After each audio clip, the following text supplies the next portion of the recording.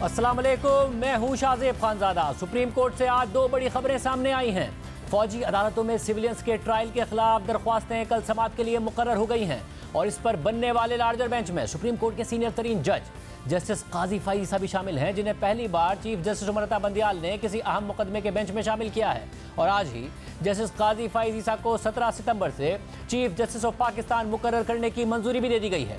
फौजी अदालतों में सिविलियंस के ट्रायल के हवाले से जिसके खिलाफ साबिक chief justice Jawad S Khawaja, chairman PTI Aitzaz Ahsan और सरदार लतीफ खोसा ने दरख्वास्तें दायर की हैं। चीफ जस्टिस उमरता बंदियाल ने अपनी सरबराही में इन दरख्वास्तों पर 9 रुकनी बेंच बना दिया है, जो कल दिन 12:15 बजे समाअत करेगा। सुप्रीम कोर्ट के सीनियर तरीन जज जस्टिस काजी फाइज ईसा भी 9 रुकनी लार्जर बेंच का हिस्सा हैं। जस्टिस काजी फाइज ईसा को सीनियर तरीन जज होने के बावजूद किसी अहम मुकदमे की समाअत में शामिल नहीं किया जा रहा था और ना ही चीफ जस्टिस उमरता बंदियाल उन्हें किसी बेंच में अपने साथ बिठा रहे थे। यही सूरत हाल जस्टिस सरदार तारिक मसूद के साथ भी थी, लेकिन आज जहां जस्टिस काजी फाइज ईसा की आइंदा चीफ जस्टिस तैनाती का नोटिफिकेशन आते ही उन्हें भी बेंच में शामिल किया गया है, बल्कि दूसरे सीनियर तरीन जज जस्टिस सरदार तारिक मसूद को भी शामिल कर लिया गया है। इसके अलावा justice Ijazul Ahsan, justice Mansoor Ali Shah, justice Munib Akhtar, justice Yahya Afridi, justice Mazahir Ali Naqvi और जस्टिस आयशा मलिक भी बेंच का हिस्सा हैं। गुज़िश्ता रोज़ चीफ जस्टिस उमरता बंदियाल से सीनियर वकला एतजाज अहसन और लतीफ़ खोसा ने मुलाकात की थी, जिसके बाद लतीफ़ खोसा का कहना था कि चीफ जस्टिस से मुलाकात में केसेस जल्द समाअत के लिए मुकर्रर करने से मुताल्लिक गुफ्तगू हुई है। इससे पहले खबरें भी आई थी कि उन्होंने चेयरमैन PTI से भी मुलाकात की है और आज ये खबर आ गई है कि एतजाज अहसन और लतीफ़ खोसा की पीपल्स पार्टी ने बुनियादी रुकनियत ख़त्म कर दी है। चेयरमैन PTI इस केस में दरख्वास्त गुजार हैं और ये कहते रहे हैं कि मेरा ट्रायल फौजी अदालत में किया जा सकता है, मगर इमरान खान को सिर्फ ये खतरात नहीं हैं।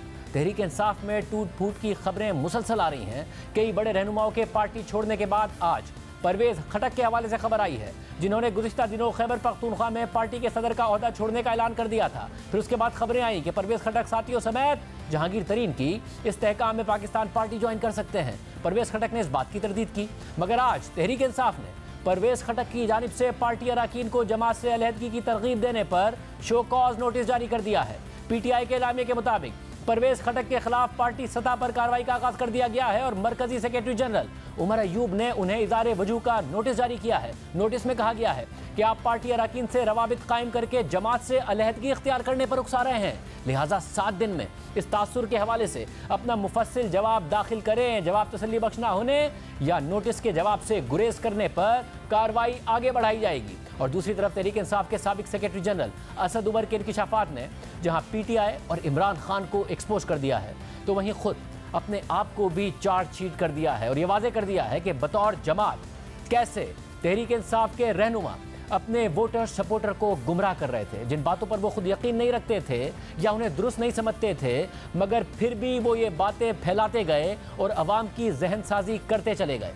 असद उमर, फवाद चौधरी और दीगर रहनुमा आज इमरान खान के कई फैसलों से लाताल्लुकी का इजहार कर रहे हैं और उनकी हिकमत अमली को गलत करार दे रहे हैं, मगर जब तक 9 मई का वाकया नहीं हुआ था तब तक यही रहनुमा आगे बढ़कर इमरान खान की तमाम पॉलिसीज का प्रचार करते थे, मीडिया में उनका दिफा करते थे, दलाइल के अनबार लगाते थे और इन फैसलों को दुरुस्त करार देते थे। अपनी हुकूमत के खात्मे से कुछ दिन पहले इमरान खान ने एक साइफर लहराकर अमरीकी साजिश का बयानिया बनाया और जिसने इस बयानिए पर सवाल उठाया उसे अमरीकी एजेंट करार दे दिया। सहाफ़ियों, पार्लियामेंटेरियंस, मीडिया हाउसेस पर अमरीका से पैसे लेने का इल्ज़ाम लगा दिया।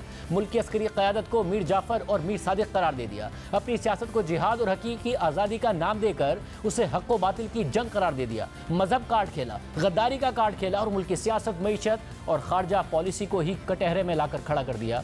और तहरीक इंसाफ के रहनुमाओं ने आगे बढ़कर इस सब का दिफा किया, मगर आज यही रहनुमा कह रहा है कि जो कुछ गुज़िश्ता 1 साल में हो रहा था तो 9 मई का वाकया होना ही था। अहम बात यह है कि जब इमरान खान ने अमरीकी साइफर लहराया, अमरीकी साजिश का बयानिया बनाया, तो कुछ अरसे बाद उनकी कुछ ऑडियोज़ लीक हो गई जिनमें इमरान खान कह रहे थे कि हमें साइफर के मामले पर खेलना है, मीर जाफ़र, मीर सादिक की ब्रांडिंग करनी है। इस वक्त अवाम के जहन जरखेज़ मैदान बने हुए हैं, इस बयानिए को स्पून फीड करना है। जबकि इमरान खान के प्रिंसिपल सेक्रेटरी आज़म खान उन ऑडियोज़ में कह रहे थे कि साइफर से मुतालिक मीटिंग कर लें, मैं उस मीटिंग की अपनी मर्जी के मिनट्स बना दूंगा। लेकिन एक ऑडियो में असद उमर को इमरान खान से ये पूछते हुए सुना जा सकता है कि आप जानकर लेटर कह रहे हैं, ये लेटर नहीं, मीटिंग की ट्रांसक्रिप्ट है।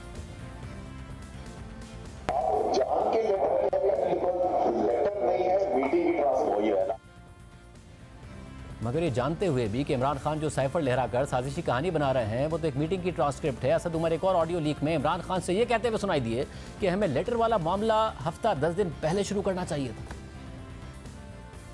एक और चीज़ है मैं हाइंडसाइट में ना, ये जो हम अब कर रहे हैं ना ये लेटर वाला, ये जरा हफ्ता 10 दिन पहले। यानी असद उमर साजिशी कहानी की असल हकीकत से वाकिफ़ थे और उस पर यकीन भी नहीं रखते थे। उन्हें पता था कि इमरान खान झूठ बोल रहे हैं, मगर फिर भी इमरान खान के साथ मिलकर अमरीकी साजिशी बयानिए को हकीकत करार देते रहे, अवाम में झूठ फैलाते रहे और मौजूदा हुकूमत को अमरीका की मुसल्लत करदा इम्पोर्टेड हुकूमत कहते रहे और अवाम को गुमराह करते रहे। पाकिस्तान के अंदर एक साजिश के तहत एक रजीम चेंज ऑपरेशन होता है, बाहर से बैरूनी मुदाखलत हो रही है। अगर अदम एतमाद की तहरीक कामयाब नहीं होती, अगर इमरान खान वजीर आजम रहते हैं तो खौफनाक इसके नताइज आ सकते हैं। अब इसके अंदर किरदार कौन कौन है, उसमें एक के ऊपर तो कोई शक ही नहीं है और वो नवाज शरीफ है। ये जो इम्पोर्टेड वजीर आजम है, जिन बेचारों को आज तक ये नहीं समझ में आ रही कि उनको क्यों बिठा दिया गया इस कुर्सी पे और किसने बिठा दिया है। एक गैर फितरी इम्पोर्टेड हुकूमत के बस की बात नहीं है। 8 मार्च को ये इम्पोर्टेड हुकूमत जो है वो अदम एतमाद की तहरीक जमा कराते हैं। ये इम्पोर्टेड हुकूमत, बुज़दिल लोगों, इम्पोर्टेड हुकूमत वालों आओ। इसके अलावा तहरीक इंसाफ के रहनुमा ट्विटर पर इम्पोर्टेड हुकूमत नामंजूर और लेकर रहेंगे आज़ादी जैसे ट्रेंड्स इस्तेमाल करते रहे। अपने ट्वीट्स में बार बार इम्पोर्टेड हुकूमत और इम्पोर्टेड फैसले जैसे अल्फाज इस्तेमाल करते रहे। इस ट्रेंड के जरिए एक झूठी कहानी के हक में अवाम की जहन साजी की जाती रही और असद उमर इस ट्रेंड का क्रेडिट लेते नजर आए। हमारा जो ऑफिशियल ट्रेंड है वो है क्या, इम्पोर्टेड हुकूमत नामंजूर। और पाकिस्तान की तारीख का सबसे बड़ा ट्रेंड है। आज तक कोई पाकिस्तान में ट्विटर की तारीख में इसका अशर अशीर भी नहीं गुजरा। और ये आपको पता है कि दुनिया के टॉप ट्रेंड्स में 5 दिन में 3 दफ़ा आया और एक दफ़ा ये नंबर 1 पे दुनिया के ट्रेंड में पहुंचा। 60 लाख के करीब लोग ट्वीट कर चुके हैं।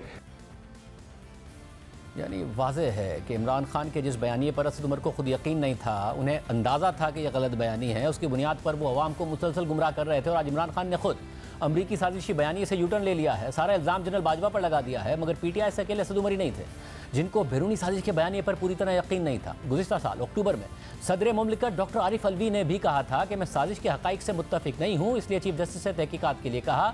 फिर आरिफ अलवी पर तनकीद हुई कि इमरान खान अमरीकी साजिश का बयानिया बना रहे हैं, मगर उन्हीं की पार्टी से ताल्लुक़ रखने वाले सदर मुमलिकत इमरान खान के बयानी पर शक का इजहार कर रहे हैं, तो मुल्क के सदर को भी वजाहत देना पड़ी। उनकी तरफ से अगले दिन ही ये बयान सामने आया कि साइफर के हवाले से सदर के बयान को मुकम्मल तौर पर सियाक व सबाक से हटकर पेश किया गया। यानी सदर मुमलिकत को भी साजिशी बयानी पर शुकूक व शुबहात थे, मगर उन्हें भी पार्टी दबाव की वजह से वजाहत देना पड़ी। मगर खुद देखिए कि सदर आरिफ अलवी के बयान में कुछ भी सियाक व सबाक से हटकर नहीं था। इस साइफर के इशू में बहुत नुकसान हो नहीं होने भी चाहिए। और खुद पार्टी के लिए भी हुआ है। मैंने तो वो खत चीफ जस्टिस को भेजा। आई एम कन्विंस्ड कि इसके ऊपर तहकीकात होनी चाहिए। I am not convinced on the fact कि साजिश हुई, मगर मेरे शुबहात हैं अच्छा कि तहकीक हो। इसके अलावा असद उमर 9 मई के हवाले से अब जाकर ये बता रहे हैं कि वो उस 6 रुकनी कमेटी में शामिल ही नहीं थे जो इमरान खान ने अपनी गिरफ्तारी की सूरत में पार्टी चलाने के लिए बनाई थी। लिहाजा उन्हें नहीं पता कि 9 मई के हवाले से क्या हिकमत अमली बनाई गई थी। इमरान खान की हिकमत अमली से मैं मुत्तफिक नहीं हूँ, मैं पहले से इख्तलाफ कर रहा था। जिस तरफ पहले चीज़ें जा रही थी वो 9 मई को हमें होता हुआ नजर आया। जो स्ट्रैटेजी हम इस वक्त फॉलो कर रहे हैं और वो इमरान खान लीडर हैं, उनका सवाबदीद है, वो जो मर्जी स्ट्रैटेजी अडॉप्ट करना चाहे करे, मैं उससे एग्री नहीं करता। 9 मई के बाद आप इख्तलाफ कर रहे थे या 9 मई से पहले से। लेकिन जो चीजें हम बात पहले कह रहे थे कि जिस तरफ जा रही हैं चीजें, वो हमें 9 मई को होती हुई नजर आई। चाहे उसके अंदर कंस्पिरेसी वाला एलिमेंट भी शामिल हो, फायदा भी लोगों ने उठाया, मैं वो भी शामिल कर लूं, लेकिन कुछ हो रहा था मुल्क में जो हमें मई 9 होता हुआ नजर आया। डू यू थिंक आप लोगों ने 9 मई को मिसमैनेज किया? आपकी बात सुन के मुझे पहली चीज ये लगती है कि जैसे ये तो होना ही था जी, जो 9 मई को हुआ। हाँ। मगर यही असद उमर 9 मई को जब इंटरव्यू दे रहे थे तो 9 मई के वाकयात का दिफा कर रहे थे, उसे साजिश करार दे रहे थे और दलीलें दे रहे थे। एक तो है बहुत बड़ी तादाद में आपके ख्याल में तहरीक इंसाफ के पास इतने वर्कर हैं जो इस वक्त आपको सड़कों में नजर आ रहे हैं पाकिस्तान की अवाम निकली हुई है, तो वो किसी पार्टी की तंजीमी स्ट्रक्चर के कंट्रोल में भी नहीं है। तो हर काम हमें ये लगता है कि कुछ एक्शन ऐसे हो रहे हैं, आग लगाई जा रही है, तोड़ फोड़ की जा रही है, जो जान के प्री प्लान की जा रही है ताकि उसका मलबा तहरीक इंसाफ और इमरान खान पे डाला जा सके।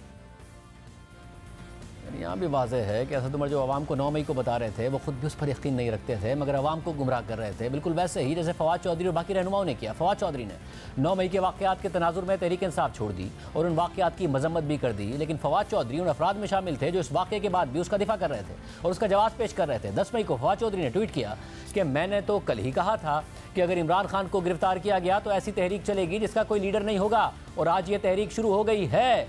मगर आज इसी तहरीक को गलत करार देकर फवाद चौधरी पीटीआई और इमरान खान से अलग हो चुके हैं और इस्तेहकाम पाकिस्तान पार्टी ज्वाइन कर चुके हैं। यानी जिस बात पर वो खुद यकीन नहीं रखते थे उस पर आवाम को भड़का रहे थे, और आज कारकुन जेलों में हैं और फवाद चौधरी इस्तेहकाम पाकिस्तान पार्टी में हैं। इसके साथ साथ असद उमर ने कौमी असम्बली से पीटीआई के इस्तीफों के फैसले से भी खुद को अलग कर लिया है और ये मौक़िफ़ अख्तियार किया है कि वो खुद शाह महमूद कुरैशी और 80% MNAs कौमी असम्बली से इस्तीफों के खिलाफ थे, लेकिन फवाद चौधरी सख्त हामी थे। MNA रेजिग्नेशन 80% के करीब MNAs जो हैं इस फैसले के खिलाफ थे। शाह महमूद खिलाफ थे, मैं खिलाफ था। फवाद चौधरी बहुत स्ट्रांगली सपोर्ट करते थे कि करना चाहिए, आज भी वो कहते हैं बेहतरीन फैसला था। एंड में फैसला हुआ और खान साहब ने फैसला भी बड़ा जबरदस्त किया, तो बहुत जबरदस्त उन्होंने 2 दिन सुनते रहे सबकी बात। एंड में बोलते हैं देखो मैं करने जा रहा हूँ रिजाइन, नहीं करना है करो, नहीं करना ना करो, तो उस लिहाज से जमहूरी था वो। और दिलचस्प बात यह है कि असद उमर 80% MNAs के साथ खुद भी इस फैसले के हक में नहीं थे और इसे गलत हिकमत अमली समझते थे, लेकिन फिर भी पार्टी कारकुनों के सामने इस गलत फैसले को एक बेहतरीन फैसले के तौर पर पेश करने में आगे थे। और जब हुकूमत इस्तीफे कबूल नहीं कर रही थी तो उन्हें ताना दे रहे थे कि हुकूमत डरी हुई है। खौफ की हालत ये है कि हम इलेक्शन मांगने आ रहे हैं, हम इस्तीफे देने के लिए आ रहे हैं, हमारे MNAs आकर अपना इस्तीफा पेश करना चाहते हैं और वो खौफजदा होके डर के भाग के पता नहीं किधर छुप। और यही नहीं, रवां साल 17 जनवरी को स्पीकर कौमी असम्बली राजा परवेज अशरफ ने असद उमर समेत तहरीक इंसाफ के 35 MNAs के इस्तीफे कबूल कर लिए तो असद उमर ने खुशी का इजहार करते हुए ट्वीट किया कि अल्लाह ताला का शुक्र है कि आखिरकार मेरा इस्तीफा कबूल किया, अब भाग ना जाना इलेक्शन से इम्पोर्टेड। यानी जिन इस्तीफों के खुद खिलाफ थे अवाम के सामने उनकी मंजूरी पर खुदा का शुक्र अदा कर रहे थे। इसी तरह असद उमर ने सूबाई असम्बलियों की तहलील पर भी खुद को पार्टी फैसले से अलग कर लिया है। उनका कहना है कि पंजाब और खैबर पख्तूनख्वा असम्बली की तहलील पर 99% अरकान असम्बली राजी नहीं थे और वो खुद भी इस फैसले के खिलाफ थे, और ये सारी बातें उन्होंने इमरान खान को भी बताई थी, लेकिन वो मुत्तफिक नहीं हुए। असेंबली डिसोल्यूशन पंजाब और केपी मैं याद, मैं एक दिन 1-on-1 बैठा हुआ था, मैंने कहा खान साहब आपको यू रियलाइज के 99% of the MPs are against the decision, इसके खिलाफ हैं इस फैसले के। उन्होंने कहा नहीं 99% कैबिनेट मेंबर, मैंने कहा ना 99% MPs असद में सबसे मिलता रहा हूं। मैंने कहा आपको क्या बोलते हैं, हमें क्या बोलते हैं, मैं आपको बता रहा हूँ 99% खिलाफ है। उस फैसले की भी मैं खिलाफ था, मुझे अभी तक याद है मैंने कहा था धमकी के लिए बड़ा जबरदस्त आइडिया है, करना देना। जब पंजाब असम्बली तहलील हो रही थी तो आवाम के सामने यही असद उमर इसके फ़वाइद गिनवा रहे थे और कह रहे थे कि पंजाब असम्बली तहलील होने के बाद पंजाब में दोबारा PTI की हुकूमत आ जाएगी और मज़ीद 4.5 साल के लिए हमारी हुकूमत होने की वजह से मरकजी इलेक्शन में नून लीग के टिकट पर लड़ने वाले उम्मीदवारों के हाथ बन जाएंगे। पंजाब के अंदर अभी इलेक्शन हो जाएगा, तहरीक इंसाफ इंशाल्लाह ताला कामयाब होकर आ जाएगी, मेजॉरिटी तहरीक इंसाफ की आ जाएगी। उसके 3 महीने बाद, 4 महीने बाद, 5 महीने के बाद एक इलेक्शन होने जा रहा है MNA की सीट का। नीचे लोगों को पता है कि तहरीक इंसाफ की सूबे में हुकूमत 4.5 साल अभी चलनी है। मुस्लिम लीग नून के टिकट पर लड़ने वाला तो MNA जो है वो उसको तो आप हाथ बांध देंगे मुकाबले के लिए। खुद किसी और बात पर यकीन रखते थे, अवाम को कोई और बात बता रहे थे। अपने इंटरव्यू में उन्होंने मजीद कहा कि वो हमेशा से मुज़ाकरात पर यकीन रखते थे। उन्होंने PDM से मुज़ाकरात के बारे में दलील दी कि तहरीक इंसाफ ने 1 करोड़ 68 लाख वोट लिए हैं, जबकि PDM की जमातों ने 2.25 करोड़ वोट लिए हैं। आप सियासी तौर पर नहीं कह सकते कि 2.25 करोड़ पाकिस्तानियों ने जिनको वोट डाला है उनके साथ सियासी बात करने के लिए नहीं बैठूंगा। 1 करोड़ 68 लाख बंदे ने वोट डाला तहरीक इंसाफ को 2018 में, लेकिन PDM की जमातें जो है ना उन्होंने इज्तिमाई तौर पे मिलकर 2.25 करोड़ वोट लिया हुआ है। आप ये सियासी तौर पर नहीं कह सकते कि 2.25 करोड़ पाकिस्तानियों ने जिसको वोट डाला है उसके साथ मैं सियासी मसाइल हल करने के लिए नहीं बैठूंगा, मैं बात नहीं करूंगा। दिलचस्प बात यह है कि जब इमरान खान कहते थे कि मैं इन सियासी जमातों से नहीं बल्कि आर्मी चीफ से बात करूंगा और वो आर्मी चीफ से मुल्क में गैर आईनी मुदाखलत करके इलेक्शन कराने का मुतालबा करते थे, तो असद उमर उसे भी आईनी मुतालबा करार देते थे।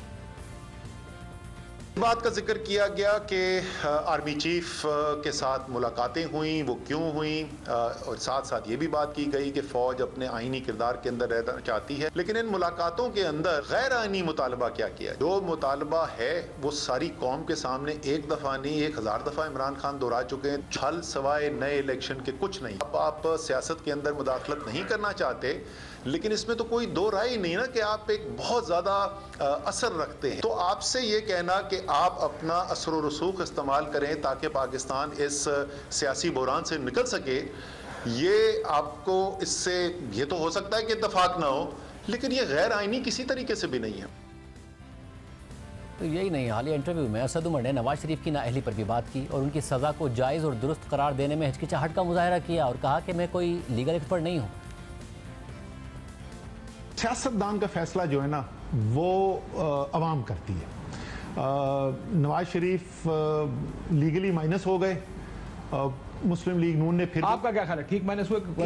1 करोड़ मुझे नहीं पता, वो उसकी भाई मैं कोई लीगल एक्सपर्ट नहीं हूँ। लॉ के मुताबिक अगर हुए थे तो ठीक हुए थे।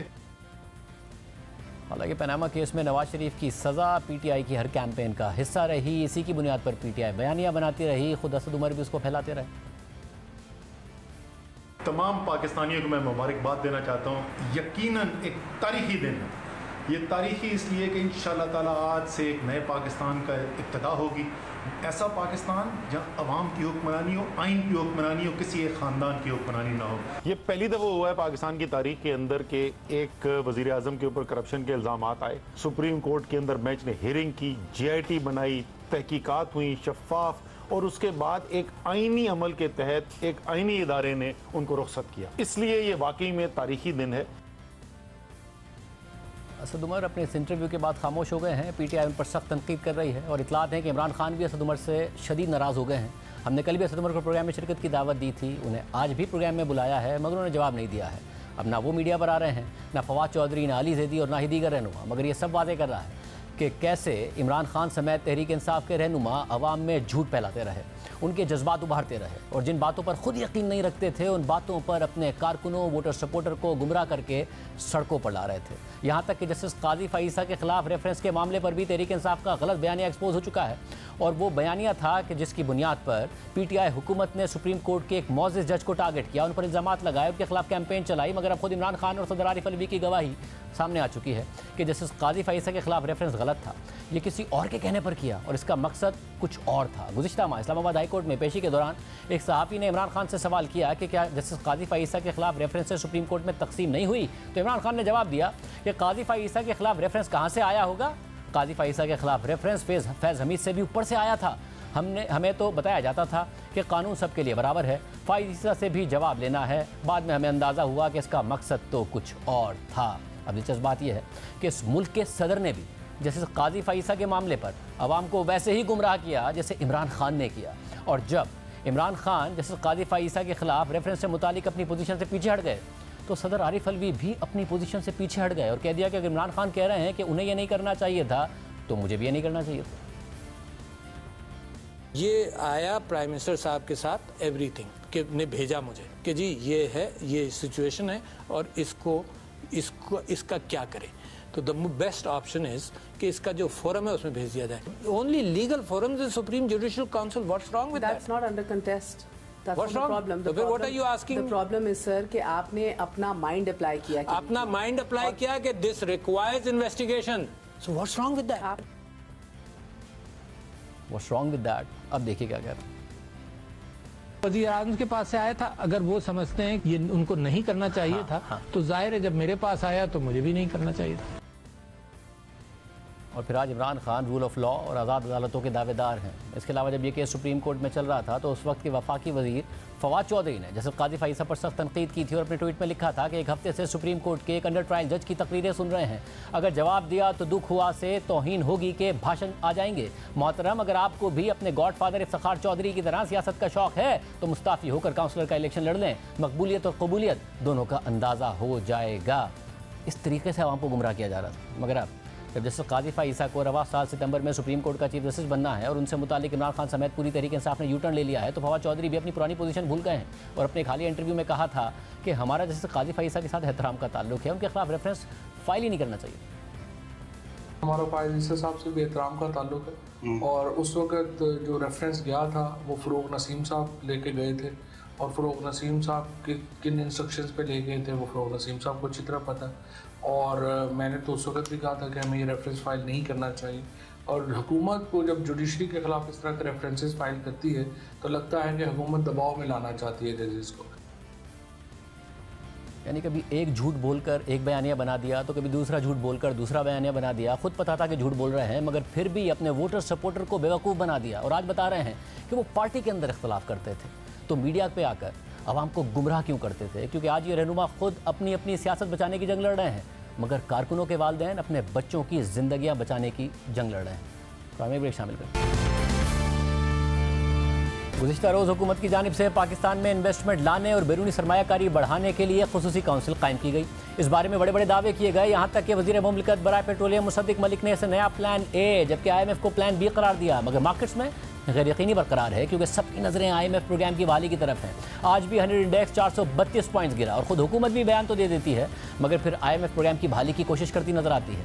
आज फिर खबर सामने आई कि वज़ीर ख़जाना इसाक डार ने अमरीकी सफ़ीर डोनाल्ड ब्लूम से मुलाकात की है और एक बार फिर अमरीका से IMF प्रोग्राम की बहाली के लिए अपना किरदार अदा करने के लिए दरख्वास्त की है। जबकि आज वज़ीर आज़म शहबाज शरीफ भी new global financing pact summit में शिरकत के लिए पेरिस पहुँच गए हैं। जबकि ज़राए का कहना है कि इस दौरे में वज़ारत ख़ारजा वज़ीर आज़म शहबाज शरीफ की IMF की MD से मुलाकात करवाने के लिए कोशिश कर रही है। सीनियर साहब शहबाज राना हमारे साथ मौजूद। शहबाज राना, बहुत शुक्रिया। प्लान ए प्लान बी की बातें भी, फिर IMF बहाली की कोशिश भी, क्या हो रहा है, क्या हुकूमती ज़राए कह रहे हैं?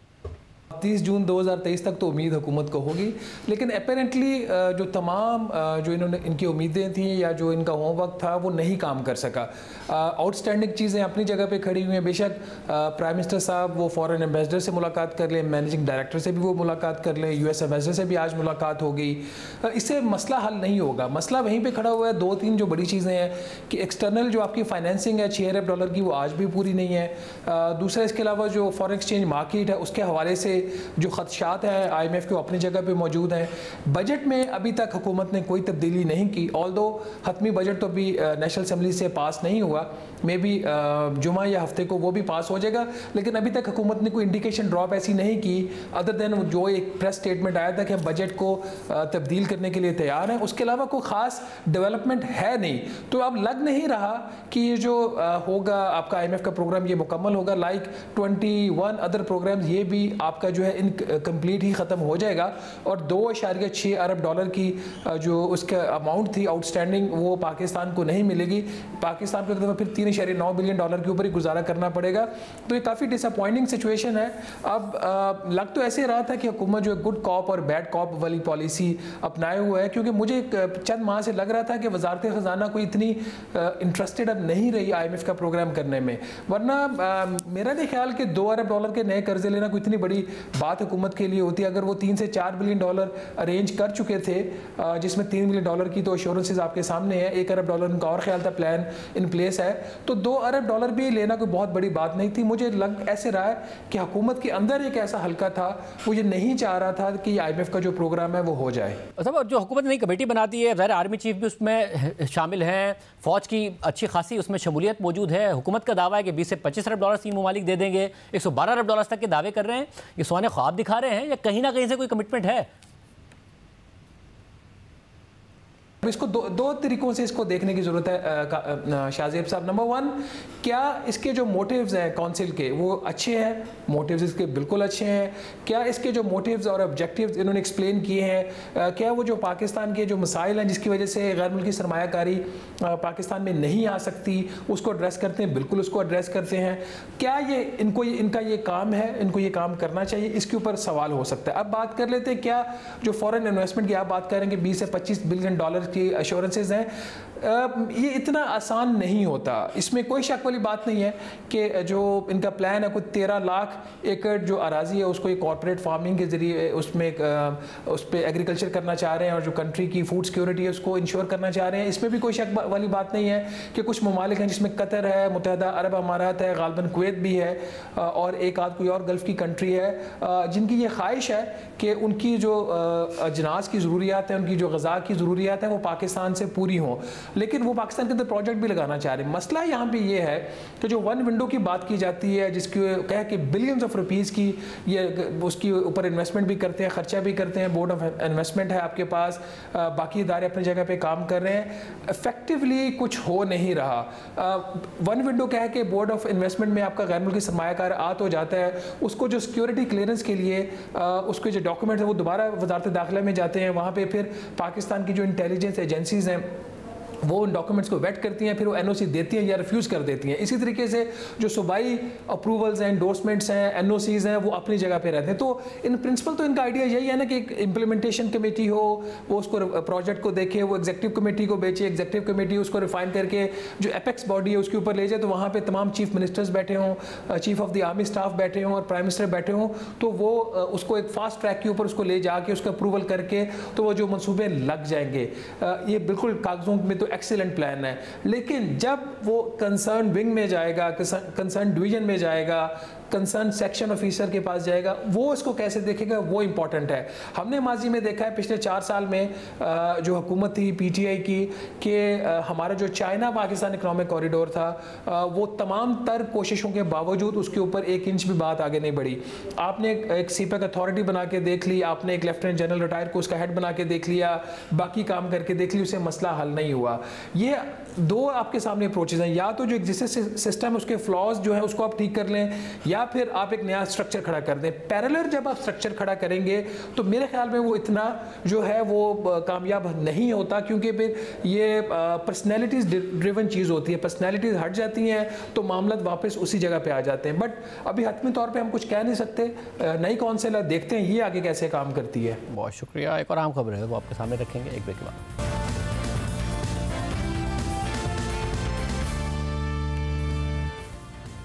गुज़िश्ता हफ्ते पाकिस्तान की टॉप यूनिवर्सिटीज़ में से एक कायद-ए-आज़म यूनिवर्सिटी में होली का त्यौहार का जश्न मनाया गया।